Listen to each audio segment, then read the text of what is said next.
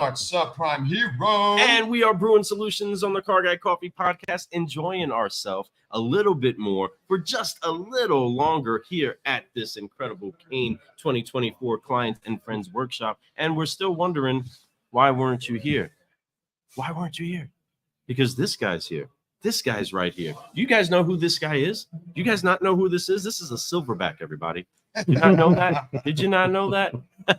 No, we are so excited to be welcoming in again to the Car Guy Coffee Podcast. There's so many great people that are on here, but there's only so many people that we get to jam with inside of our V20 group. And we are so thankful that we get the chance to have family on the show, having a good time, doing what it is. Help us to make welcome everybody to the Car Guy Coffee Podcast at the Kain event. The one, the only Shane Stender. Welcome to the show, brother. So excited that you're here. Wow. Great to be here. Let's go. Yeah. Let's have some fun. Let's get going. So a lot's been brewing, and you got here a little early for the event. Get the V20 stuff popping and lock in, having some fun. I feel like I've been here a long time. Yeah, right. Good. Right. But good. You're almost a Kentuckian. I think so. A couple more hours and I'm in. That's right. That's right. That's right. That's More right. bourbon. That's right. Need a little bit more bourbon. It'll work out every time. But no, we're excited to have you on the show again. You know, it's something that we look forward to, is getting with people that we are like-minded with, right? Yeah. People that are wanting to grow and make a difference in this industry, not just make money in this industry. There's plenty of money to be made,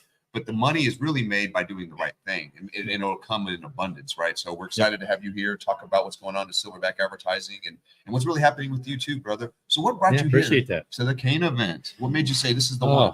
This is the one. Well, first and foremost, it starts with the patriarch, David Kain himself. Oh, okay. You know, this is our second answer. year. I love it. This is our second year here with the David Kain. Sure. I've known David from various industry things throughout the years, probably for more than a decade, and he just puts on such a great event. But outside of that, it's the closeness of it. You know, it's not it's a regional event.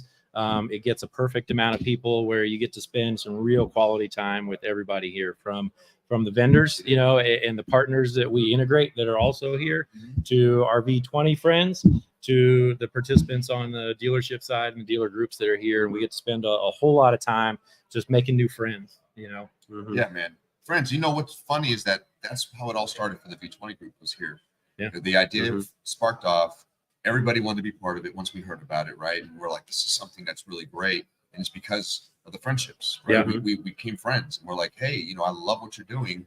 Let's all help each other get better. So, yeah, man. Yeah. Good stuff. Lifting each other up, you know. And that's what we're doing on a consistent basis. When you get around people that are genuinely wanting to pour into others to be better, you end up having better quality people all around you to be able to learn from, to be able to even correct some of the thinking that we have. That's the one thing that I believe has kind of plagued the industry for a long time, is kind of the way that people would stick their foot into the sand or cement themselves into way. This is the way it works. This is the way that's We're paid not us. changing. We're living on a 30-day cycle, and how many cars do we got sold today? And that's the only thing that matters anymore. Yep. And we don't even know how we're doing it. And there's so many different vantage points that everybody brings to the table. There's always the aha moments when you come to these events and people are listening and hearing and sharing ideas. But for you, though, SilverBack advertising, there's some people that don't know about you, don't know what it is that you really do. And what is it like bringing a SilverBack into your marketing department?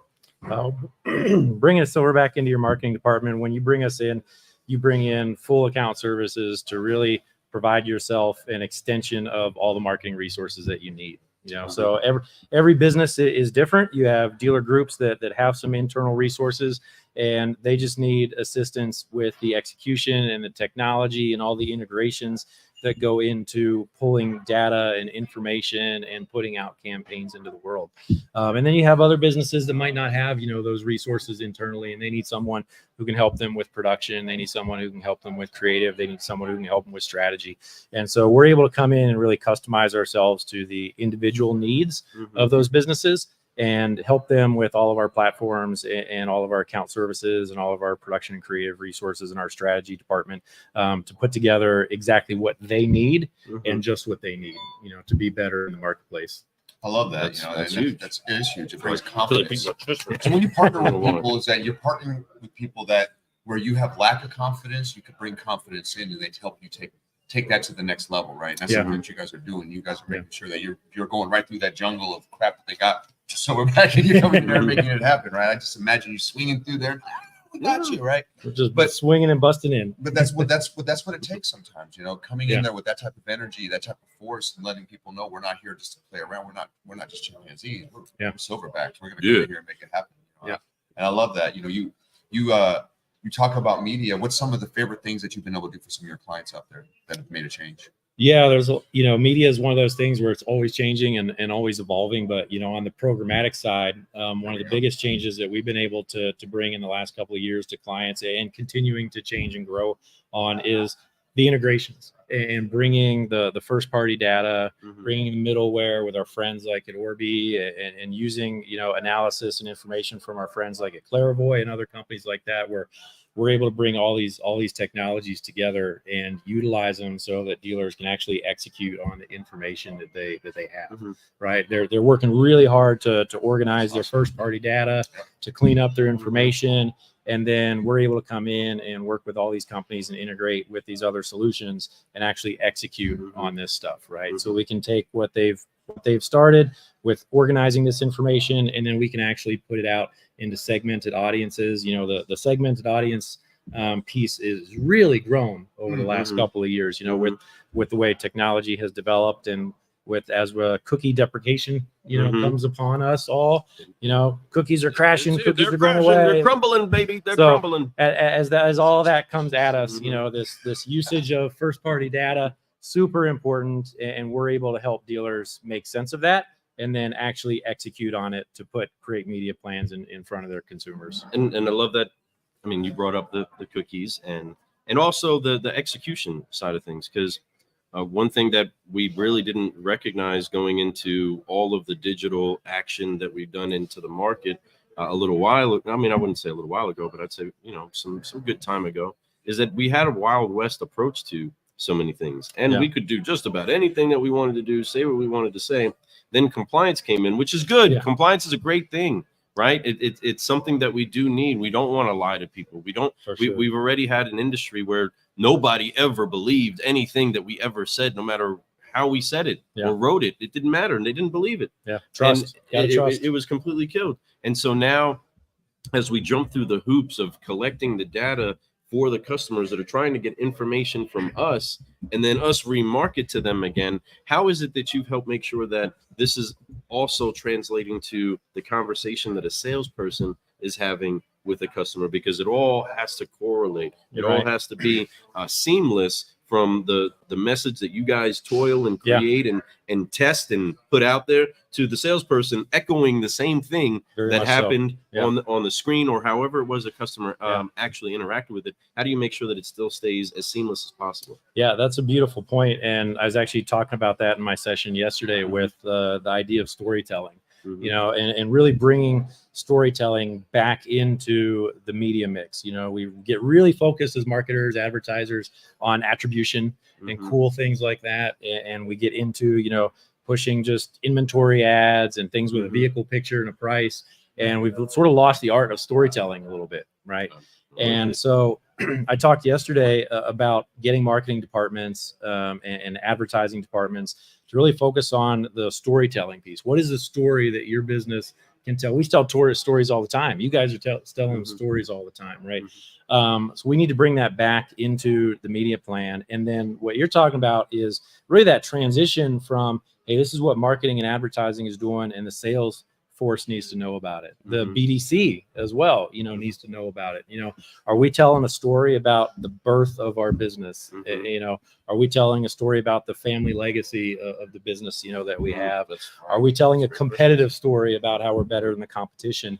And then passing that along, you know, to the sales team and the BDC team, so they know these are the messages that marketing is putting out in the marketplace. You know, here's who we're targeting. Here's the storytelling. Here's the messaging that's going with it. So like you said, when they're doing the amazing job of answering the phones and meeting and greeting people when they walk in, that they know what stories those people are hearing out there, and that they can also share those and build on those stories. Right. Otherwise, the customer, as they get pumped up, hyped up, excited, stimulated, all the way to the point where they finally close themselves on being at the store with a person, so that the customer doesn't run into basically a retrogression of their excitement towards actually moving towards a purchase, right? Yeah. We want to make sure that we keep them in the flow. If they're having fun, keep them having fun rather than somebody in the end saying, what did you come here for? Right. What was the sale that you were talking about? What was the bonus that I didn't even know that we were doing that? Wow. Because many people do say that. Yeah. If you went to go mystery shop a few dealerships anywhere, a lot of the salespeople will end up saying, I didn't even know we were running that ad. I didn't know that was going on, right? Yeah. And that's why It's so true, it's such a challenge to make sure Shame. that you do have that consistent flow of, you don't know the hottest song that's out. You guys are the ones making the music. Yeah. You know what I mean? How do you not know your own song? Imagine going to a concert where, like, how do you not know your words to your song? That's you know right. what I mean? That's right. And that's exactly what it feels like to a customer when it's like, yeah, I'm really, really excited, and you don't have any clue, do you? Yeah.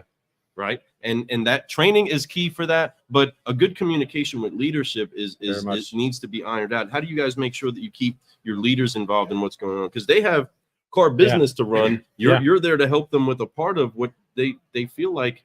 And sometimes it's set and forget it for marketing or advertising. Sure. Yeah. How do you keep them engaged? So a couple of the ways that we keep them engaged is obviously the communication with the marketing and advertising department, but with the other leadership in the dealership, you know, the general sales managers, the sales managers, the GMs, and so on and so forth, and making sure that they all know what is going on, who the target audiences are, what kind of campaigns are being run. You know, what's happening in programmatic might be different than what's happening in Facebook, you know, as far as the audiences that you're trying to reach.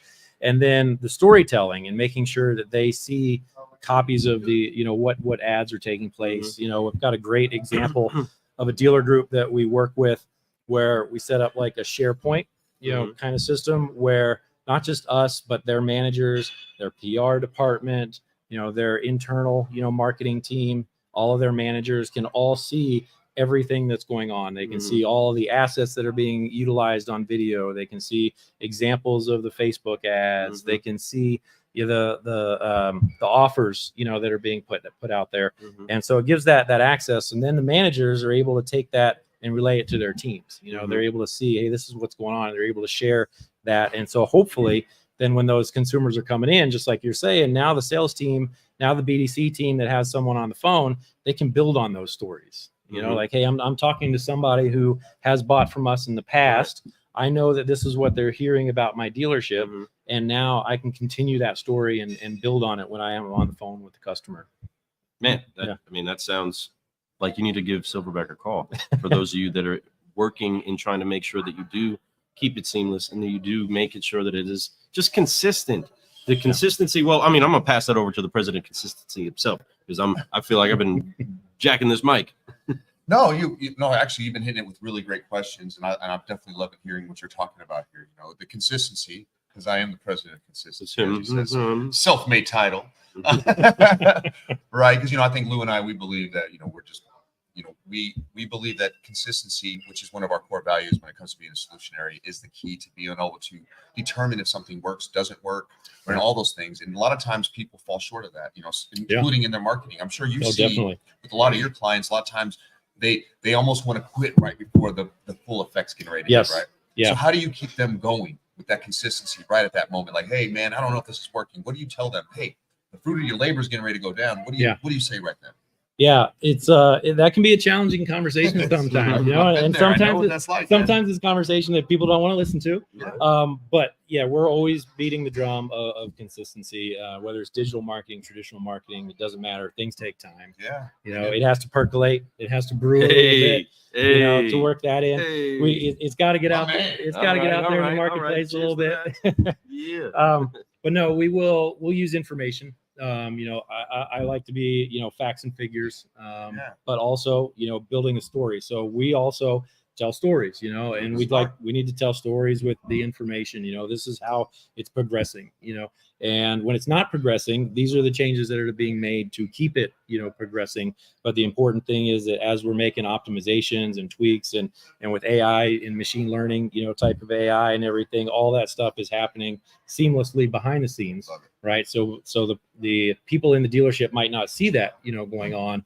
And so explaining that to them of what's happening behind the scenes and why we need to continue, with this path, and then looking for those trends, and hopefully, as you see over time, you're going to see those trends, increase, and you're going to see the fruits of the labor as you get 60, 90, 120 days down the road with that consistency. And a big piece of consistency these days is, everyone's not seeing the same ad, right? Yep. It's you look at the way, and they don't all need to see the same ad. Correct. And you look at the way that media is delivered, right? We can deliver to such precise audiences and such precise targeting that consumers aren't that issue with, I've seen the ad 50 times and it's old. Like, that doesn't happen, in today's marketplace the way that it did, 20 years ago with media. And I mean, things are changing, and they're changing fast, and they're going to continue to change even faster. And we appreciate you taking the approach that you take. We're telling you right now, everybody, this is an incredible solution area that you do need to reach out to. I mean, let me tell you a little story about my friend Shane. If your marketing's acting more like an orangutan, you need to go ahead and make the change. What? Let's go. Come over to SilverBack and find out how it is that you can go to the next level, everybody. I am Lou Ramirez, the car guy. I'm not near as talented with those words, but I'm Frelin Arts, the subprime hero. And you've been brewing solutions on the Car Guy Coffee podcast with the one, the only Shane Stender. And we're going to forget Focus Fly and head out of here, brother. So hands on the shoulders, and on 3, 1, 2, 3, forgive, focus, fly, and keep growing, my friends. Stay tuned, everybody. We are still continuing to brew over here in lovely Lexington. We will see you all on the next one. We're out. Keep it rocking, brother. Keep it rocking. Peace. Let's go.